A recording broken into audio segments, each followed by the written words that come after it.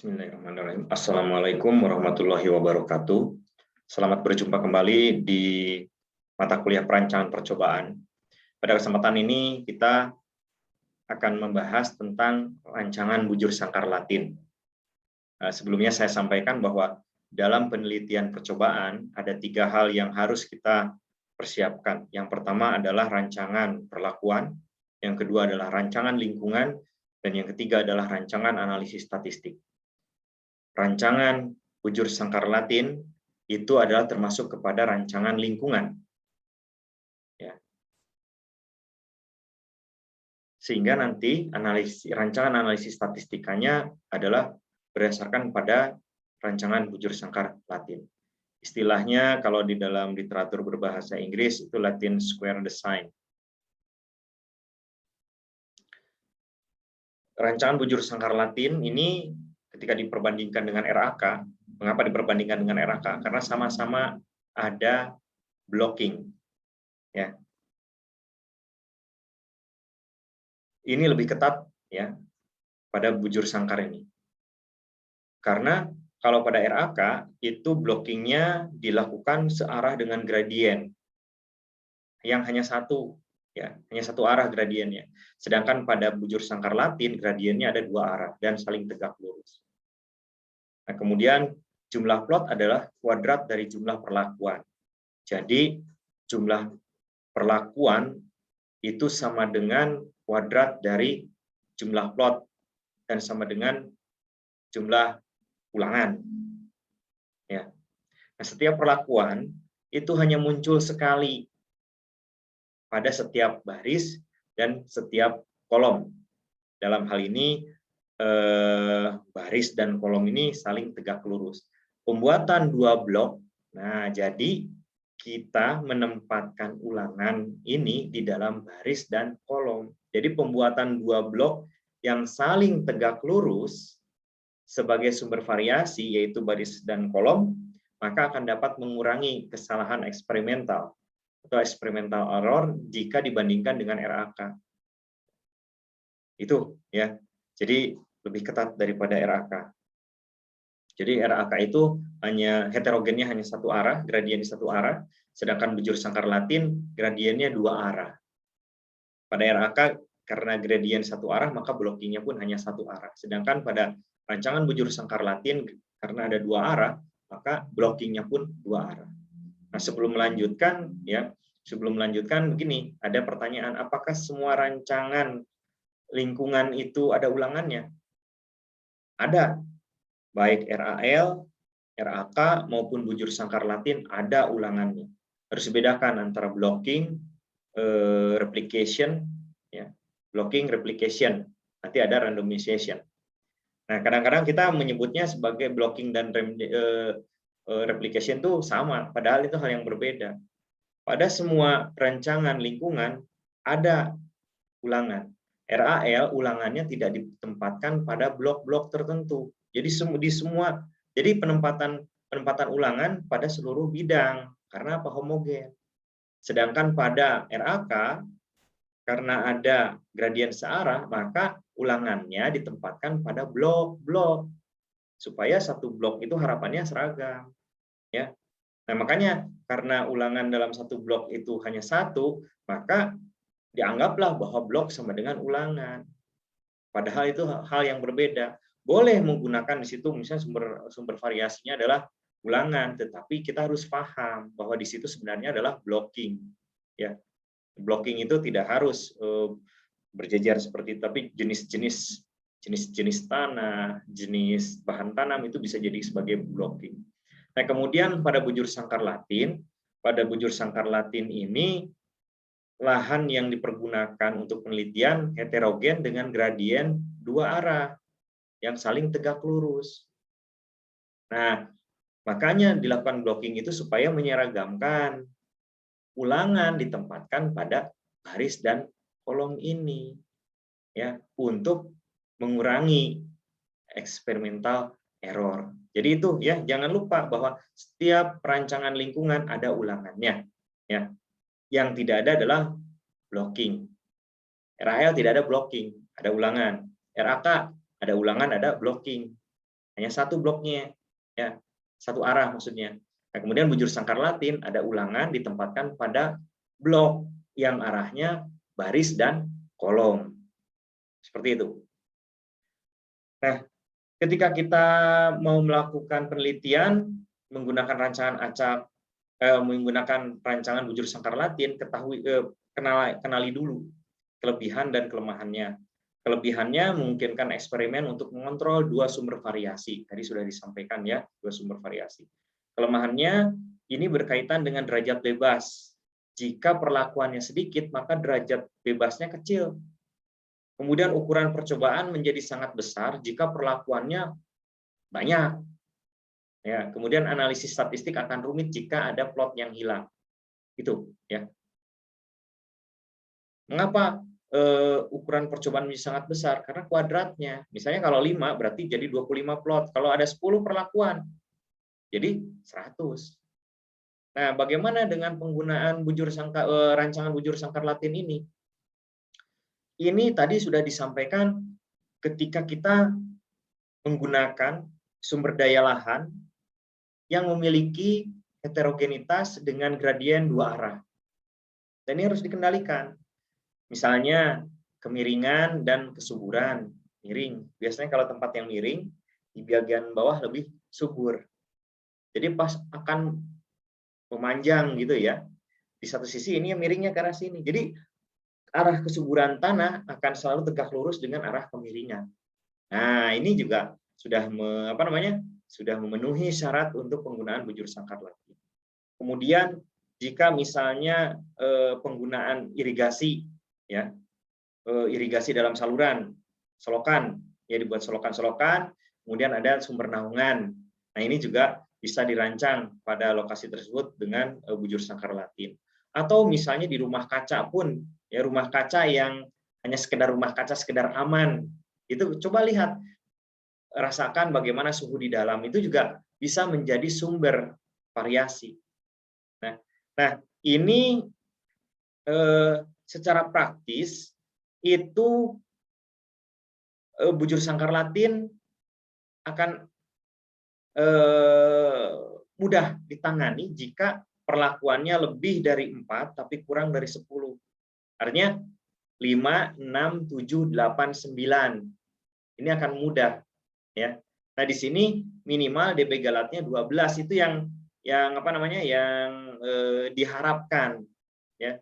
Jadi minimal DB galat 12. Artinya kalau DB galat 12 sekitar 5 perlakuan.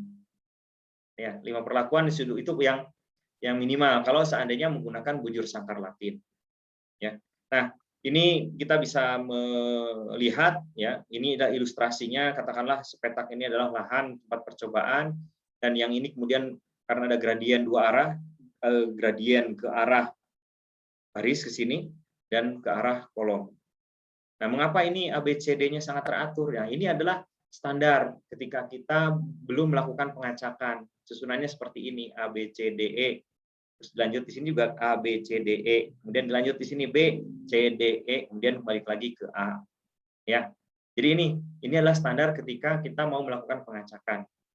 Nah, kita lihat di sini, ini arah baris. Arah barisnya itu ABCD. Nah, ini arah baris ABCDE, BCDEA, CDEAB, DEABC, dan EABCD. Ini adalah baris. Ya. Artinya di sini ada gradien. Gradiennya kan kelihatan tuh dari warna-warnanya. Nah, sedangkan yang arah kolom ini ABCDE. Ya. Kemudian ini BCDEA. Nah, ini ya. Ini adalah arah yang ke sini nih, ya. Ini arah kolom ABCDE, BCDEA dan seterusnya. Ini adalah kolom. Nah, inilah sumber yang nantinya akan diacak untuk penempatan plotnya. Nah, bagaimana dengan pengacakannya? Pengacakannya atau randomization-nya adalah pengacakan dilakukan terhadap urutan abjad pada kolom. Nih, pada kolom ini.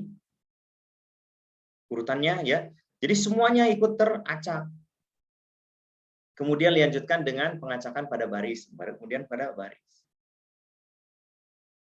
Nah, jadi kalau seandainya kita mau melakukan pengacakan dengan sistem arisan, catat ini nomor 1 untuk misalnya gini, ini pengacakan kolom dulu, tulis di sini 1, nih, 2 ini, 3 ini, 4 ini, 5 ini. Kemudian di lotre. Yang keluar pertama, ketika misalnya keluar nomor 4, berarti ini urutannya D, E, A, B, C. Letakkan pada nomor 1. Kemudian yang kedua apa? Nomor 5, oh berarti E, A, B, C, D. Seperti itu. Setelah selesai, kemudian kita tulis lagi ini urutan yang sudah teracak. Tadi kan sudah teracak ini.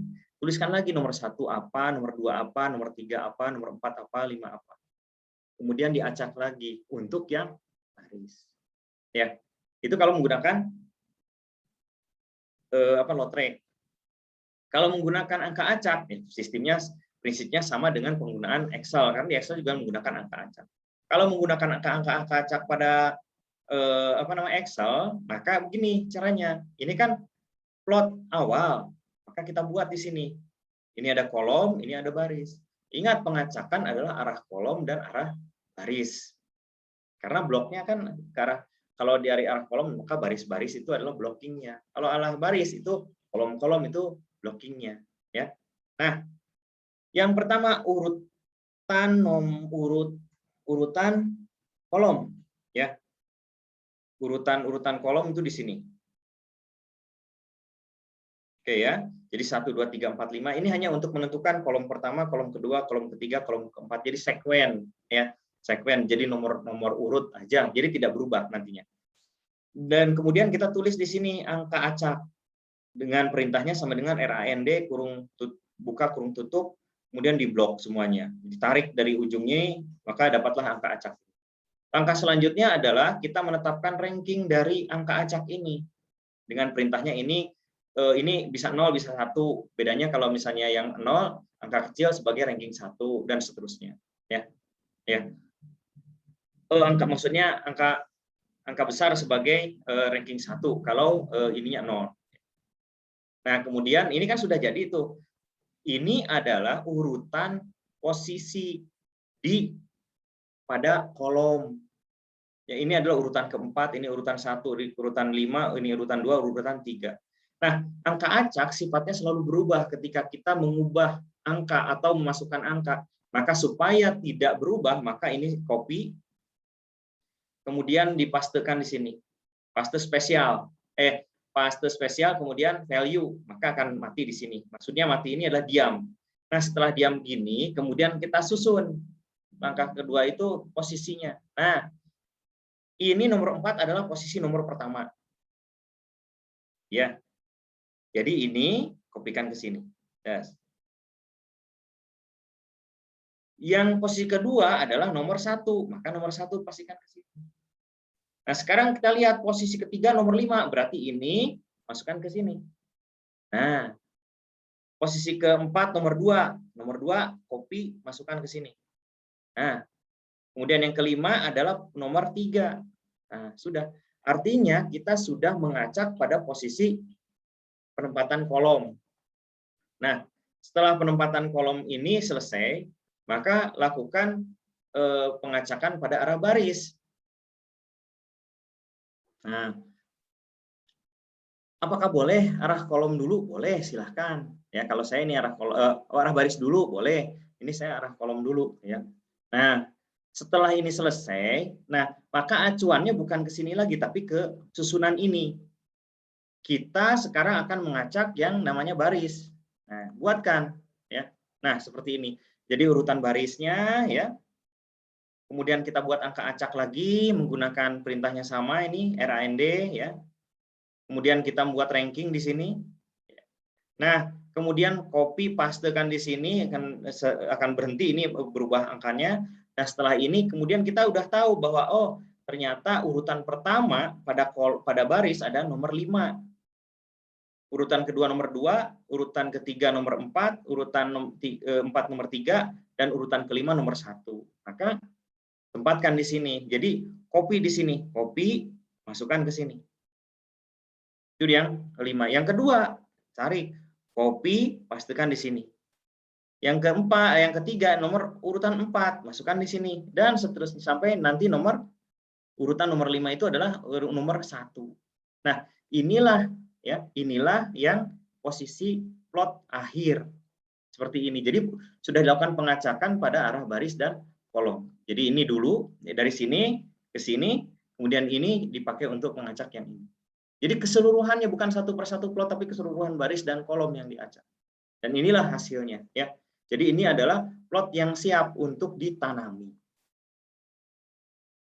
Nah, model linier dari percobaan ini adalah ini YIJ sama dengan mu tambah BI tambah gamma tambah tau tambah epsilon. Ini rata-rata umum, kemudian ini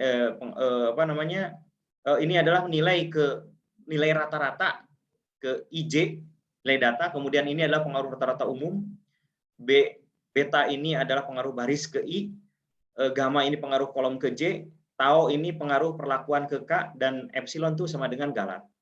Nah, setiap perlakuan hanya muncul satu kali pada setiap kolom dan setiap baris. Ya. Jadi baik dalam arah arah kolom maupun arah baris, hanya satu kali perlakuan itu muncul. Kalau misalnya ada dua, ya tidak bisa. Nah, di sini baris itu sama jumlahnya dengan kolom, sama dengan jumlah perlakuan. Sehingga total keseluruhannya itu adalah sama dengan P kuadrat. Ya, jadi perlakuan kuadrat. Bagaimana langkah-langkah di dalam analisis menggunakan rancangan bujur sangkar Latin? Yang pertama selalu data, ya, data yang sudah dikompilasi buat dalam tabel 2 arah. Dalam hal ini tabel 2 arah kolom dan baris. Kemudian hitung juga rata-rata dan hitung jumlah total baris dan kolom. Setelah itu kemudian di bawahnya karena perlakuan baris dan kolom ini berbeda, maka kumpulkan perlakuan yang sejenis. Jadi A rata-rata jumlahnya berapa, B jumlahnya berapa, C jumlah dan rata-ratanya berapa. Setelah itu buat tabel ANOVA. Untuk membuat tabel ANOVA sederhana, siapkan 6 kolom. Ya, 6 kolom, di situ 6 kolom itu diisi dengan sumber, DB, JK, KT, F hitung dan F tabel. Nah, di dalam sumber itu kemudian ditulis sumbernya apa saja. Sumbernya adalah total, baris, kolom, perlakuan, dan galat. Nanti untuk signifikasinya, uji signifikasi ada 2, signifikasi perlakuan dan signifikasi blok. Dalam hal ini adalah baris dan kolom. Oke. Nah, beginilah ya kalau seandainya kita mau melakukan analisis rancangan bujur sangkar Latin. Siapkan ANOVA. 6 kolom. Sumber, DB, JK, KT, F hitung, F tabel. Sumber, DB, JK, KT, F hitung, F tabel. Ya. Ini aja dulu standarnya. Sumber, DB, JK, KT, F hitung, F tabel. Kemudian pada sumber, lengkapi total, baris, kolom, perlakuan, dan galat. Ya. Nah, bedanya apa? Kalau kita runut, kalau misalnya dari RAL itu hanya perlakuan dan galat. Dan total. Pada RAK, perlakuan, galat, total. Pada RAK, mohon maaf ya, perlakuan, blok, galat, dan total. Nah, pada rancangan bujur sangkar Latin, bloknya dibagi menjadi baris dan kolom, sehingga sumbernya menjadi total, baris, kolom, perlakuan, dan galat. Itu harus sering-sering dilihat ya, supaya tidak lupa dan dikerjakan. Setelah itu kemudian kita mengisi nilai derajat bebas. Derajat bebas itu adalah ini, kalau totalnya perlakuan kuadrat dikurangi 1. Untuk baris, kolom, dan perlakuan ini sama.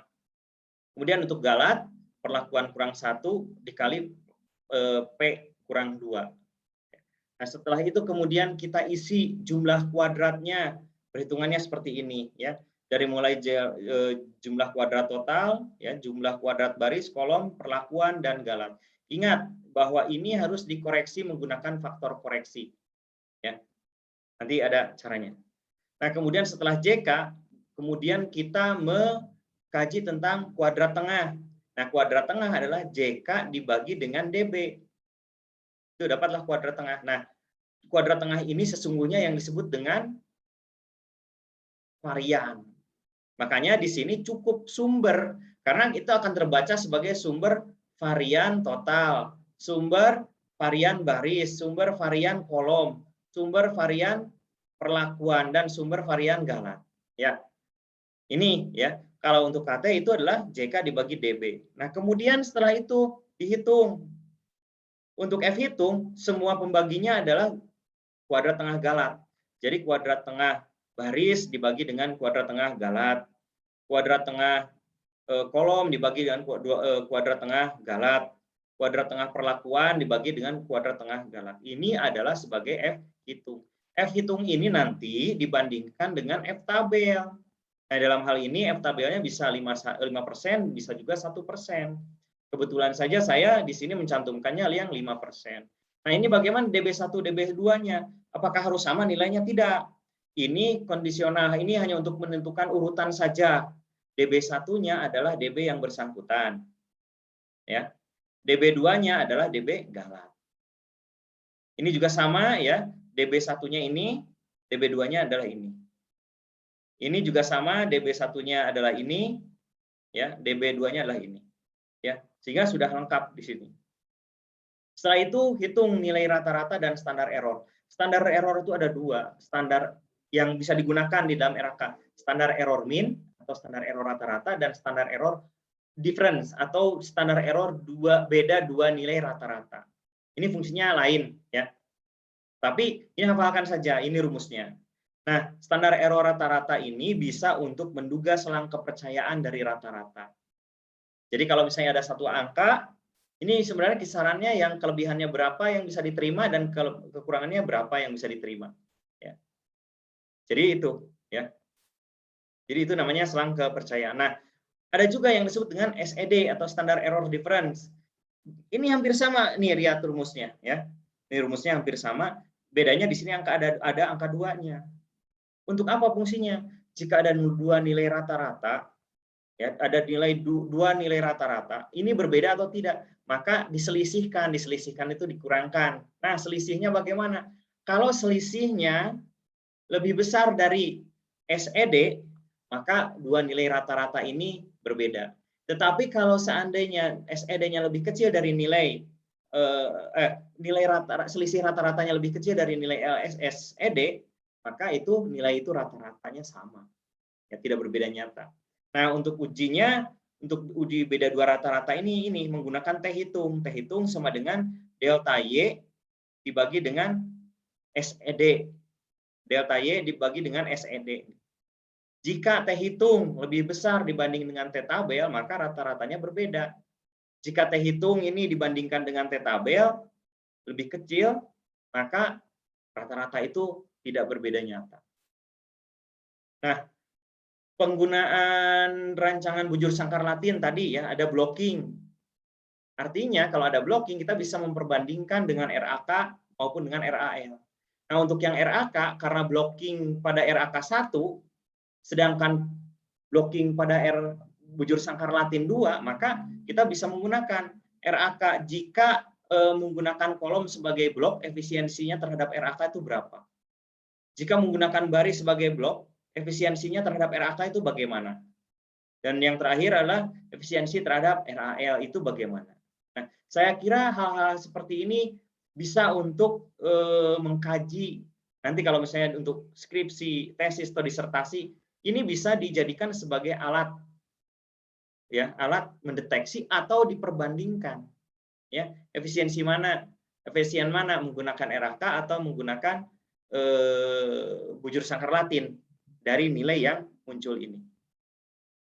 Nah, ini adalah prakteknya. Contoh, saya mengambil dari buku Peterson, Agricultural Field Experiment, Design and Analysis, ya. Jadi tahapan-tahapan pengerjaannya saya mengikuti buku tersebut, ya. Tentu saja kalau misalnya untuk analisisnya ada yang ikut, ada yang saya sendiri yang menuliskannya. Di sini ada seorang ahli bakteriologi ingin menentukan pengaruh 4 sumber inokulum benih A, B, C, D. Jadi ada 4 sumber inokulum benih. Kemudian dia menambahkan kontrol, jadi ada 5 di sini. Ya. terhadap hasil bahan kering alfa-alfa.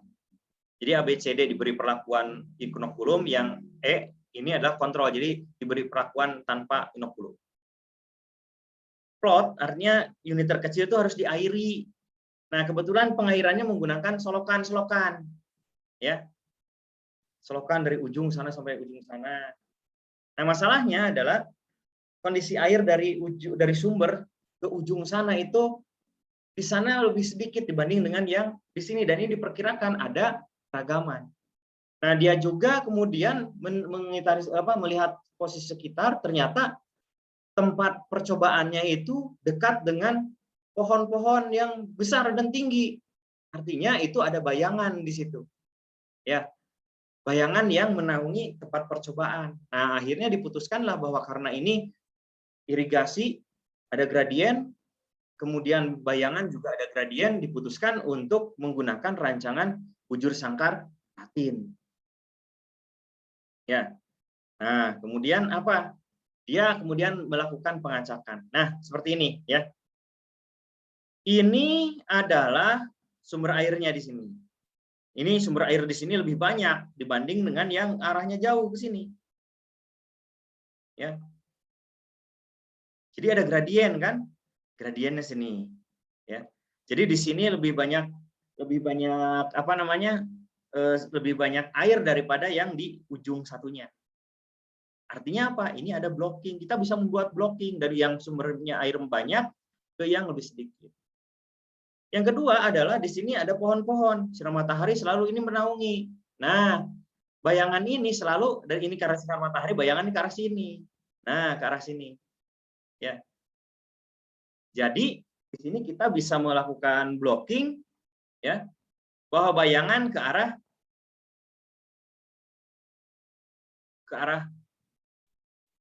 kolom. Kalau yang ini adalah kalau yang apa namanya air ke arah baris.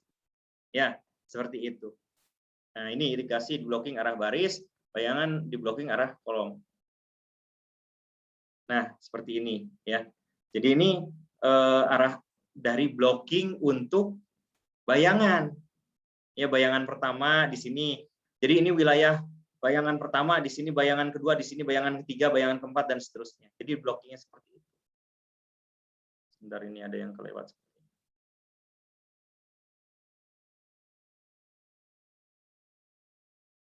Oh ya, oke. Jadi ini untuk yang blocking bayangan itu ke arah baris.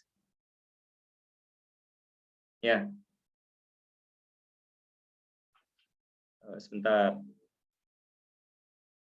Oh, ke arah kolom ya maksud saya. Jadi untuk bayangan di arah kolom. Nah, kemudian yang satunya lagi untuk irigasi. Nah, ini ke arah baris. Oke ya. Karena apa? Di sini kan penuh air. Nah, sedangkan di sini kurang air. Jadi kondisikan ini semuanya adalah sama. Ya, jadi itu. Jadi pengacakannya nanti akan ada dua, yang ke arah kolom ya untuk penempatan apa namanya air, dan ke arah baris untuk penempatan bayangan.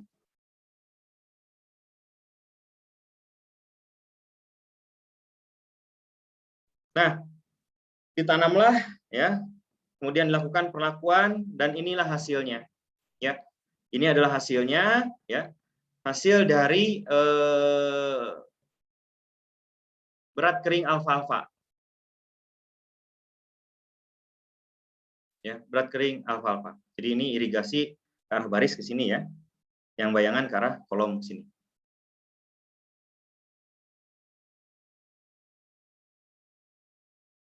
Oke, nah kita sudah memperoleh data, diapakan? Pindahkan ke kertas ya, atau ke alat yang bisa untuk membantu analisis data. Nah, dibuatlah tabel kolom seperti ini ya. Ini adalah tabel dari baris kolom rata-rata dari rancangan bujur sangkar Latin. Ini coba lihat ya, ini apa namanya? Ini 33,8, ini 37,0, ini 35,8. Nah, ini. Jadi ini persis dengan apa yang tercantum di lapangan. Ya. Kemudian setelah ini kumpulkan untuk setiap perlakuan. Karena tadi perlakuan kan berbeda-beda, ada A, ada B, ada C, dan ada E. Nah, maka dikumpulkan. Ini ya. Untuk pengumpulannya adalah ini A, A, A, A, A. Maka ini jumlahkan 33,8 ditambah 34,6 tambah 36,9 tambah 37,1 tambah 36,4. Hasilnya simpan di sini. Nah, kemudian ini dirata-ratakan. Rata-ratanya adalah dibagi 5. Ya. Yang B juga sama, kumpulkan di sini. Masukkan ke sini, rata-ratakan. Yang C kumpulkan di sini juga, ya. Ini tambah ini, tambah ini, tambah ini, tambah ini, masukkan sini. Dan seterusnya. Ya. Dan ini adalah total rata-rata perlakuan. Kalau yang ini rata-rata baris kolom. Kalau yang ini adalah rata-rata perlakuan. Setelah ini kemudian lakukan analisis. Tentukan derajat bebas dulu. Tadi sudah saya sampaikan, buat tabel dengan 6 subkolom. 1, 2, 3, 4, 5, 6. Nah, ini ya, derajat bebasnya itu nanti ditentukan, dimasukkan ke dalam DB ini. Oke ya. Ini adalah caranya nih, DB total P kuadrat sama dengan 5 kuadrat dikurangi 1, 25 dikurangi 1, 24, masukkan nanti ke sini. Dan seterusnya. Setelah menentukan derajat bebas, kemudian hitung nilai jumlah kuadrat atau sum square, ya, SS. Jadi SS itu adalah jumlah kuadrat. Nah, di sini sebelum menghitung sum square, kita menghitung dulu faktor koreksinya. Faktor koreksi itu adalah total jenderal dibagi dengan jumlah total plot. Total jenderalnya mana? Yang ini. Nih, tadi tabelnya kan saya sengaja kecilkan di sini. Total jenderal dikuadratkan dibagi dengan total plot. Artinya ada 5 dikuadratkan, jadi dibagi 5 kuadrat sama dengan hasilnya 29.083,89. Setelah ini, ya, kemudian hitung JK total. Nah, ini nanti ini kan tempatnya di sini. Nah, JK total itu tempatkan di sini. Ini hasilnya nanti pindah ke sini. JK barisan, nah di sini nanti. JK kolom nanti di sini. Ya, jadi nanti tinggal dimasukkan saja. Nanti kita praktek di Excel ya. Jadi di Excel tidak usah lagi membuat reng-rengan seperti ini. Tapi ini tetap harus tahu filosofinya. Jangan sampai inginnya instan, pokoknya saya ingin bisa, tetapi tidak tahu bagaimana tahapan-tahapan. Setelah jumlah kuadrat, kita menghitung kuadrat tengah. Kuadrat tengah itu adalah JK dibagi dengan DB. Jumlah kuadrat ini ya, dibagi dengan derajat bebas. Jumlah kuadrat dibagi dengan derajat bebas sama dengan kuadrat tengah. Jumlah kuadrat dikurangi faktor koreksi dibagi derajat bebas itu sama dengan varian. Sehingga kuadrat tengah ini sesungguhnya adalah varian. Ya, jadi kita menguji varian itu menguji ini. Ya. Nah, ini JK baris ya. Kuadrat tengah barisan, kuadrat tengah R ini adalah JKR dibagi DB-nya. DB-nya yang mana? DB-nya yang ini. Semuanya berpasang-pasang DB-nya yang ini, ya. Yang kategori. Nah, kemudian diuji. Kita uji menggunakan F-hitung. F-hitung itu pembaginya semuanya adalah nilai galat. Jadi kalau seandainya kita ingin mengetahui apakah baris nyata atau tidak, maka kita bandingkan KT baris, ya, kuadrat tengah baris dibandingkan dengan KT galat. Ya. Kemudian kalau yang kolom bagaimana? Kolom, oh iya, ini adalah kuadrat tengah kolom dibagi dengan KT galat. Nanti nilainya, perlakuan sama, ini juga dibagi dengan KT galat. Nanti hasilnya dibandingkan dengan nilai F tabel. Ya, dengan nilai F tabel. Oke ya. Nah, F tabelnya kebetulan saja di sini saya cantumkan 5%. Boleh 1%, ya. Atau bisa F tabelnya diganti dengan P juga boleh. Nah, ini adalah uji signifikasinya. Di sini ya, hasil ujinya sudah muncul. Nah, ini F5%, DB1, DB2. DB1 menyatakan DB yang mau diuji, DB2-nya adalah DB galat. Sama ya, semuanya DB1 itu adalah ini ya. Kemudian yang DB2-nya adalah DB galat dan seterusnya. Nah, ini hasil hitungnya ini. F hitung untuk baris adalah 7,12. 7,12. F hitung kolom 1,35, F hitung perlakuan itu 12,69. Nah, kemudian ini nilai F tabel 5% adalah 3,26. Ya. Nah, ini 3,26. Kalau yang ini 0,01 nilainya 5,41. Sebenarnya bisa aja silahkan dicantumkan di sini. Nah, tapi saya batasi dulu yang 5%. Sebab 12,69 lebih besar dari 3,26, maksudnya ini ya, F tabel ini, maka perbedaan perlakuan nyata. Artinya perlakuan inokulum itu ada direspon berbeda ya oleh berat bahan kering. Kemudian ini juga sama, baris efektif mengurangi error. Karena apa?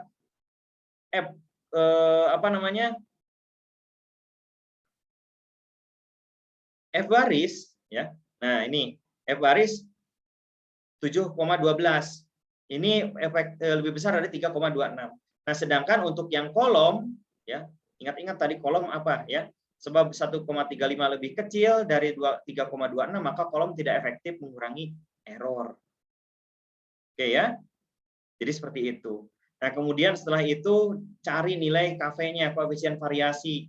Koefisien variasinya akar kategalat ya, dibagi dengan rata-rata general dikali 100 sama dengan 5. Nah, ini adalah hasil lengkapnya ya. Hasil lengkap dari hasil analisis. Ditambah ini standar error. Standar error tadi rumusnya standar error mean. Ini standar error mean ya. Standar error mean sama dengan akar kategalat per R. Ya. Akar kategalat per R. Diakarkan semuanya. Ya. Nah, di sini kita sudah tahu bahwa ini adalah nyata. Sebenarnya kalau seandainya kita bandingkan dengan yang 1%, ini juga sangat nyata. Nah, nanti kita di praktek akan mempertimbangkan menggunakan nilai peluang. Ya. Nah, ini adalah nilai standar error, rata-rata perlakuannya ini. Ya. R-nya tadi saya maksud adalah P. Ya. Ini 0,78. Kalau yang ini beda dua nilai rata-rata adalah 1,1. Jadi kalau ada selisih dua rata-rata melebihi 1,1, maka itu berbeda nyata. Berbeda nilai rata-ratanya. Tapi kalau seandainya lebih kecil daripada 1,1, maka dua rata-rata itu sama. Nah, ini kita membuat tabel rata-rata dari hasil bahan kering alfalfa yang diberi perlakuan sumber inokulum. Ya, jadi ini kita tempatkan seperti ini, kita cantumkan standar errornya di bawah. Standar error rata-rata. Jadi semuanya mempunyai SEM-nya ini. Untuk apa? Untuk melihat, nah ini kita melihat selang kepercayaannya, selang kepercayaan dari setiap rata-rata. Nah, ini rumusnya adalah bahwa selang kepercayaan itu berkisar antara X min T alfa kali SEM sampai X plus T alfa kali SEM. Ya. Nah, ini ya. Sehingga ini dapatnya untuk T alfanya 2,18 untuk 5% ya. Nah, ini 5% berarti kita percaya 95%. Maka ininya adalah X barnya min. Nah, ini masing-masing nanti akan punya ya. Ini standar selang kepercayaannya 1,699 atau 1,7 ya. Nah, kemudian dibuatlah tabelnya seperti ini. Ini batas bawahnya, ini batas atasnya. Kita lihat dari keseluruhan. Nah, ternyata ini berbeda. Ini tidak, kalau kita tarik garis secara sini, tidak menyentuh garis manapun. Ya. Tadi perlakuan nyata. Nah, disinilah terjawab bahwa inokulum berbeda. Namun, kenyataannya seperti ini, bahwa memang betul terdapat perbedaan antara yang diberi inokulum dengan yang tidak diberi. Ini tidak diberi kan? Ini diberi inokulum. Jadi yang diberi inokulum itu mempunyai rata-rata berat bahan keringnya itu lebih tinggi dibanding dengan yang tidak diberi inokulum. Namun ya, kalau seandainya kita perbandingkan yang diberi inokulum, maka antara perlakuan A, B, C, dan D tidak nyata. Artinya sama saja hasilnya. Ya. Kok tahu dari mana? Kita lihat ini. Kalau kita tarik garis, ini masih bersentuhan semuanya. Nih, T kita tarik garis di sini bersentuhan semua. Artinya kalau bersentuhan, nilai kritisnya selang kepercayaan mesti dalam satu nilai yang sama. Ya, jadi seperti itu. Nah, kemudian kita buat laporan statistik bahwa perbedaan antara rata-rata perlakuan sangat signifikan. Yang kedua, tidak ada perbedaan antara inokula. Artinya tadi ABCD ya. ABCD itu tidak ada perbedaan terhadap respon bahan kering. Namun pemberian inokulasi menghasilkan lebih banyak bahan kering daripada yang tanpa diinokulasi. Ya. Oke, tadi gambarnya jelas kan? Nah, seperti ini. Jadi dengan hanya gambar seperti ini kita sudah bisa berbicara tentang alasan statistikanya. Ya. Nah, blocking dengan efek irigasi berguna dalam mengurangi experimental error. Nah, tadi kan sudah kelihatan, ya, sudah kelihatan bahwa baris itu berbeda nyata. Nih. Nah, ini baris berbeda nyata. Ini mohon maaf yang ini tidak nyata ini ya. Nah, jadi kita lihat bahwa baris ini adalah nyata. Baris itu menunjukkan apa? Efek blocking dari adanya dari dari irigasi. Ya, efek blocking dari irigasi. Kita mundur dulu. Nah, ini ya. Efek blocking dari irigasi. Nah, ini kan yang naungan. Ya. Nah, ini efek irigasi. Nah, ini. Jadi barisnya nyata. Artinya blocking ke arah baris yaitu untuk mengendalikan irigasi nyata, ya. Seperti itu. Baik, kita lanjutkan lagi ya. Ke arah sini. Nah, jadi blocking dengan efek irigasi berguna dalam mengurangi experimental error. Jadi nanti harus cermat ya, belajar. Blocking ini untuk apa? Blocking kolom untuk apa? Baris untuk apa? Blocking kolom untuk apa, blocking baris untuk apa, itu harus jelas ya. Dalam hal ini blocking baris adalah untuk irigasi, blocking kolom adalah untuk bayangan ya. Nah, di sini jarak dari naungan tampaknya tidak berpengaruh signifikan. Ya, seperti itulah laporan analisis statistika. Nah, sekarang kita lihat bagaimana nilai efisiensi relatif dari setiap penggunaan blocking pada rancangan bujur sangkar Latin ini. Dibandingkan dengan RAK, penggunaan kolom sebagai blok ini ternyata hasilnya ini 2,11 dikurangi 1 dikali 100%. Ini sama dengan 122%. Jadi peningkatan efisiensinya ada 122%. Ya. Nah, kemudian membandingkan RAK menggunakan baris sebagai blok. Nah, ini efisiensi relatifnya 1,7. Nah, ini 1,7 ini dikurangi 1 dikali 100 ya sama dengan 7%. Jadi peningkatan efisiensi penambahan kolom ini meningkatkan efisiensinya 7% dibanding dengan RAK ya. Jadi ini penggunaan kolom ini memang peningkatnya sangat tinggi ya. Nah, kemudian kalau seandainya dibandingkan dengan RAL, maka ini meningkatnya penggunaan penggunaan baris dan kolom ini meningkatkan efisiensi 108%. Ya. Atau ini setara dengan 11 ulangan. Jadi seperti itu.